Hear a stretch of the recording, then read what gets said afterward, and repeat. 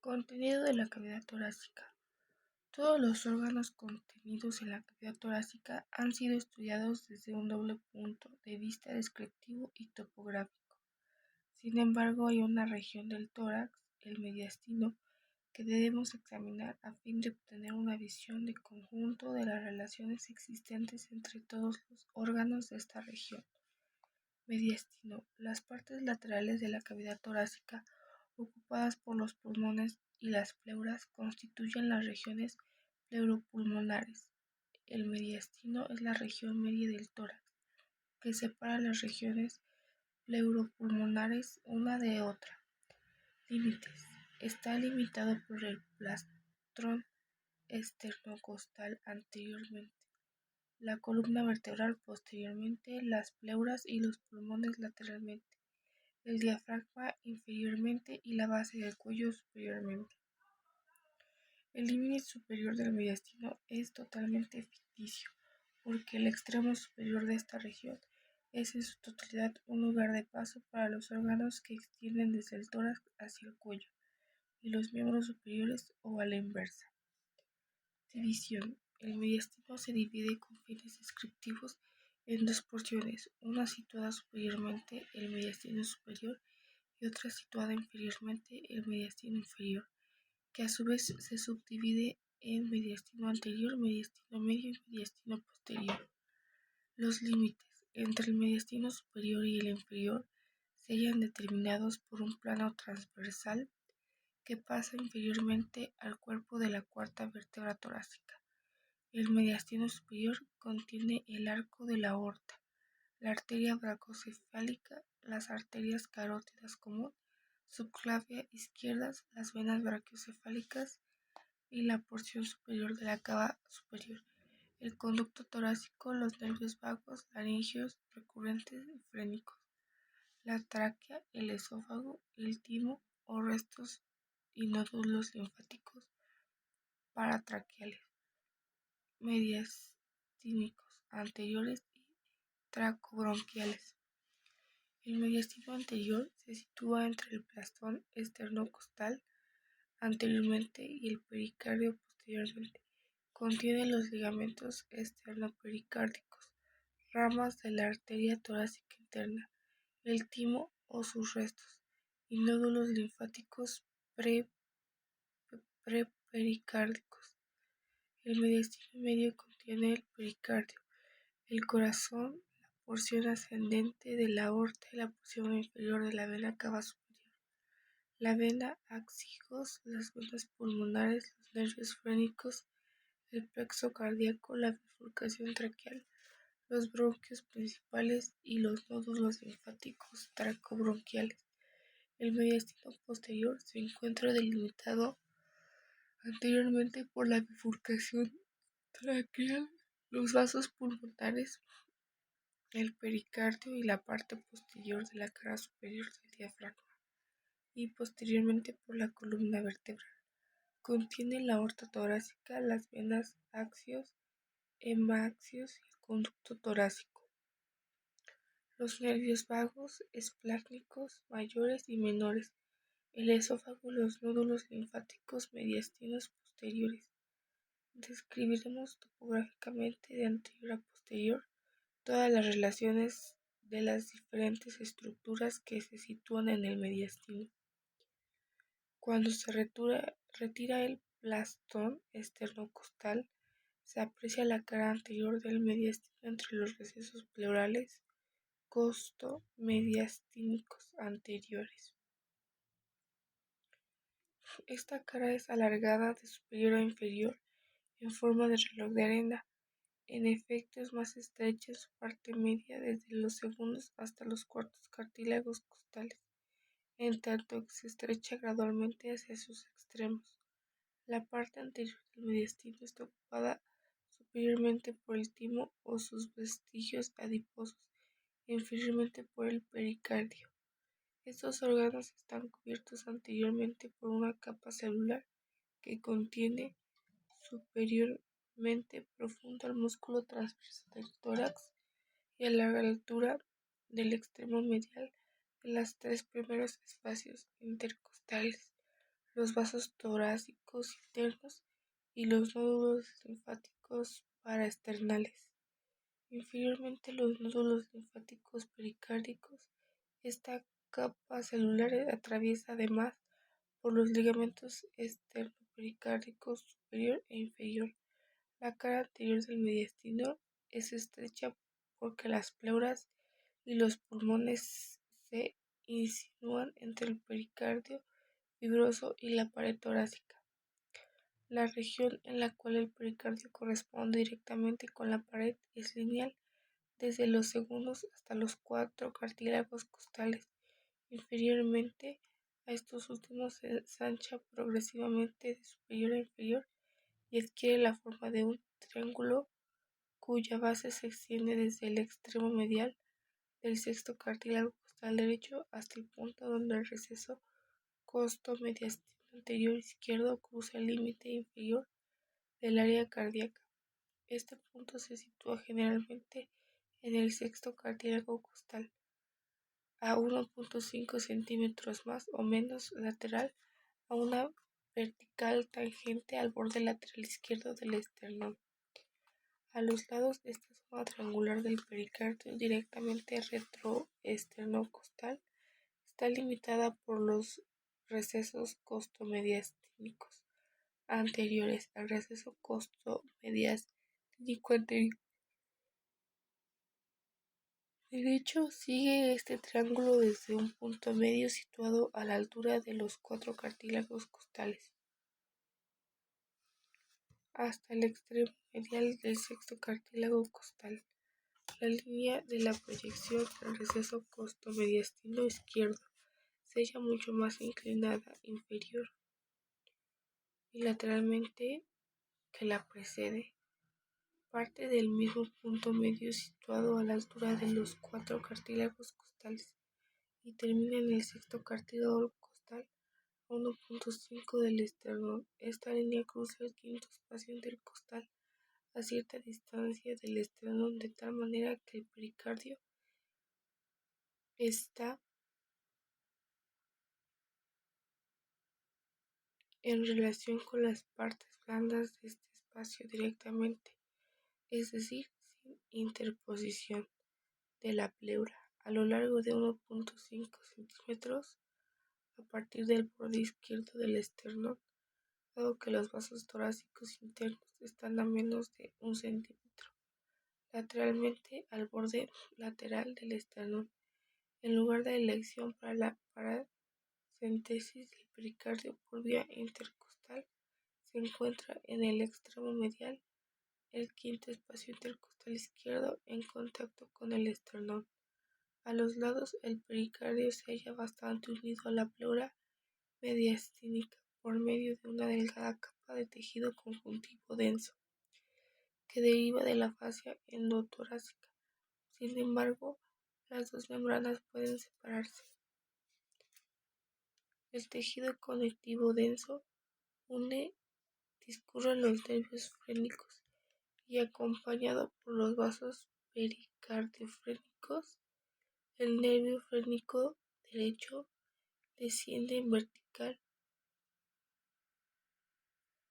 y pasa inmediatamente en sentido anterior a la raíz pulmonar derecha y después sobre la cara lateral de la vena cava inferior, de la cual está siempre separado por la vaina pericárdica de la vena y por el ligamento frenopericárdico derecho. El nervio frénico izquierdo pasa aproximadamente 2 centímetros anterior a la raíz pulmonar izquierda y alcanza el diafragma unos 2 centímetros posteriormente al vértice del corazón. En la proximidad intermedia de los dos nervios frénicos se localizan los nódulos linfáticos frénicos superiores. Ya hemos descrito en detalle las relaciones que existen entre el pericardio y el corazón. El timo, que con el pericardio ocupa la porción anterior del mediastino, está contenido en una celda fibrosa denominada celda tímica. La pared anterior de la celda tímica está formada por la hoja profunda de la lámina pretraqueal de la fascia cervical superiormente, por el ligamento esternopericárdico. Inferiormente, su pared posterior está constituida por la fascia tiropericárdica y por el pericardio subyacente a esta. Por último, lateralmente, la celda tímpica está limitada por las venas carotídeas y por las membranas fibrosas que unen las venas brachiocefálicas a los vasos torácicos internos, en la clavícula y el primer cartílago costal. Posteriormente al timo y superiormente al corazón, se encuentran los grandes troncos vasculares, arteriales y venosos. En primer plano, constituido por las venas brachiocefálicas y por la vena cava superior, la vena cava brachiocefálica izquierda y las venas tiroideas inferiores, que son tributarias de este tronco, están situadas en el plano de la fascia tiropericárdica, que las envuelve. A lo largo de estos troncos del plano venoso están dispuestos los nódulos linfáticos mediastínicos anteriores. Un segundo plano arterial está situado posterior al plano venoso. Se compone de dos troncos del pedúnculo arterial del corazón, la aorta y el tronco pulmonar. Las dos primeras ramas nacen del arco de la aorta, que son el tronco brachiocefálico y la arteria carotídea común izquierda, la arteria subclavia izquierda y el conducto torácico que ascienden lateralmente a la tráquea y al esófago. Son posteriores, así como la porción terminal del arco de la aorta. La aorta ascendente y el tronco pulmonar están casi totalmente envueltos en el pericardio. El pericardio seroso, que les proporciona una vaina común, constituye posteriormente a ellos el seno transverso del pericardio, que separa el pedúnculo arterial del corazón del pedúnculo venoso. Los nódulos linfáticos mediastínicos anteriores izquierdos están escalonados anteriormente a la izquierda del arco de la aorta y de la arteria carótida común izquierda. Superiormente al pericardio, numerosos nervios discurren entre los troncos vasculares. Nervio vago derecho pasa entre la arteria y la vena subclavia derecha, da origen al nervio laringio recurrente derecho a la altura de la cara inferior de esta arteria y después desciende primero lateral y luego posterior al tronco brachiocefálico. De este modo llega a la cara lateral derecha de la tráquea, donde volvemos a encontrarlo. El nervio izquierdo desciende primero por la cara lateral de la arteria carótida común izquierda, de superior a inferior y de posterior a anterior. Cruza después la cara anterolateral del arco de la aorta, siguiendo una dirección oblicua inferior y posterior, y pasa posterior a la raíz pulmonar izquierda. El nervio laringio recurrente izquierdo nace del nervio vago a la altura de la cara inferior del arco de la aorta. Bordea esta cara y pasa por el ángulo de unión del ligamento arterioso y el arco de la aorta. Inferiormente a dicho ligamento arterioso, el nervio frénico derecho desciende al principio posterior y lateral de la vena brachiocefálica derecha y después desciende al principio posterior lateral de la vena cava superior. El nervio frénico izquierdo pasa a escasa distancia anterior y lateralmente al arco de la aorta. Los plexos cardíacos anterior y posterior se extienden por las caras anterior y posterior del arco de la aorta. El ganglio cardíaco superior está situado a la altura de la cara inferior del arco de la aorta. Posterior a este plano se encuentra la tráquea y los bronquios, el esófago torácico, la porción terminal del arco de la aorta y la porción descendente de la aorta torácica, la porción intratorácica de la arteria subclavia izquierda y las ramas colaterales de la aorta torácica descendente del conducto torácico. Las venas del sistema ácigos, los nervios vagos, los nódulos linfáticos tráqueo-bronquiales y los nódulos linfáticos mediastinos posteriores. La tráquea ligeramente desviada hacia la derecha por el arco de la aorta que se apoya en ella y se divide en dos bronquios principales, a la altura de la quinta vértebra torácica o del disco intervertebral que separa la quinta de la sexta vértebra torácica.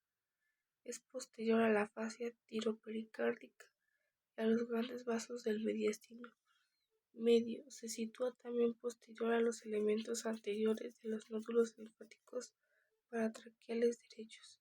Estos nódulos, en efecto, están situados en un compartimento limitado posteriormente por la cara anterolateral derecha de la tráquea, anteriormente por la vena cava superior y la vena brachiocefálica derecha, medialmente en la porción superior de la porción ascendente de la aorta y el tronco brachiocefálico, inferiormente por el arco de la vena ácigos. Los nódulos linfáticos paratraqueales izquierdos siguen el borde posterolateral de la tráquea. La bifurcación de la tráquea está en relación anteriormente con la arteria pulmonar derecha, que la cubre.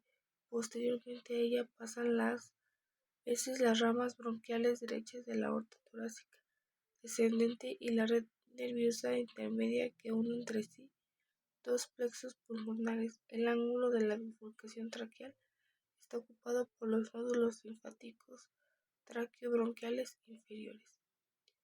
Alrededor de los bronquios principales están agrupados los elementos que constituyen las raíces pulmonares.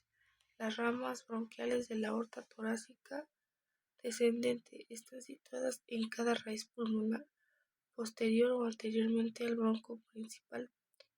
La arteria pulmonar es anterior al bronco principal a la derecha y anterior al primero y superior después al bronco principal de la izquierda. Las venas pulmonares ocupan la porción anteroinferior de la raíz pulmonar. La vena pulmonar derecha superior es prebronquial y prearterial. La vena pulmonar izquierda superior es frecuente prebronquial y prearterial. La vena pulmonar izquierda superior es frecuentemente prebronquial. Suele dividirse la cara anterior de la arteria. Las venas pulmonares inferiores derecha e izquierda son subbronquiales. Los vasos linfáticos están situados a lo largo de los bronquios y de los vasos de la raíz pulmonar.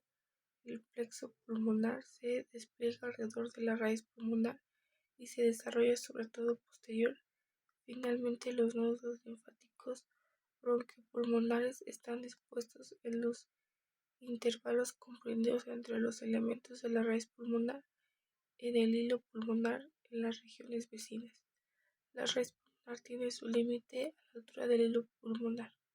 El hilo pulmonar es la parte de la superficie mediastínica del pulmón a través de la cual los elementos que constituyen la raíz pulmonar penetran y se pierden en la masa pulmonar.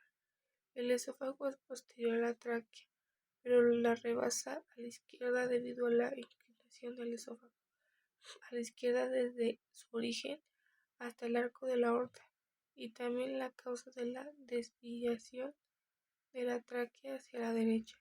Anteriormente a su borde izquierdo asciende el nervio laringio recurrente izquierdo, acompañado por los nódulos linfáticos recurrentes izquierdos. La cara anterior del esófago puede estar cruzada posteriormente a la bifurcación de la tráquea por la rama bronquial derecha, inmediatamente inferior a la tráquea, es decir, el ángulo de la bifurcación traqueal.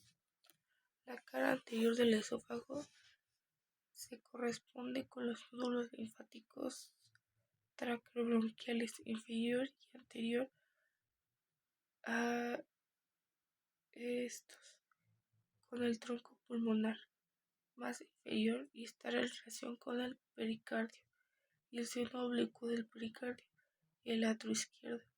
Los bordes laterales del esófago están bordeados inferiormente a las raíces pulmonares por el ligamento pulmonar correspondiente.